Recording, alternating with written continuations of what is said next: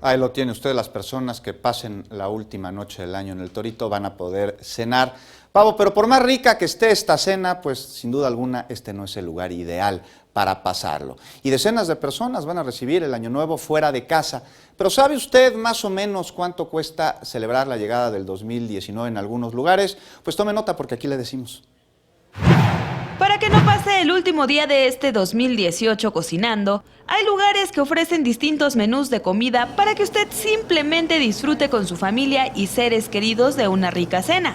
Algunos restaurantes ofrecen todo lo necesario para despedir el año, desde botanas hasta un pavo entero relleno de castañas o un rico postre crujiente de avellanas, todo realizado artesanalmente con productos orgánicos.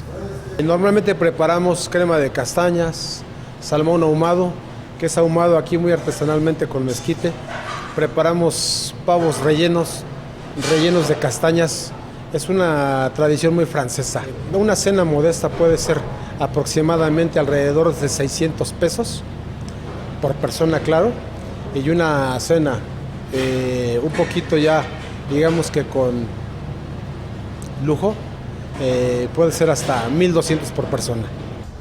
La preparación es con excelencia para el paladar más estricto. Aquí, algunos de los precios que manejan. 185 pesos por la pieza de pavo en confit, 225 por unos deliciosos cachetes de res al vino tinto, 265 pesos por un hojaldre de pato silvestre, 395 por un litro de crema de castañas, 25 pesos la pieza de un baguette, u 8 piezas de tarta de chocolate negro por 265 pesos. Sin embargo, existen otras opciones en los mercados de la Ciudad de México. Hay cocinas económicas y carnicerías que realizan la cena por usted.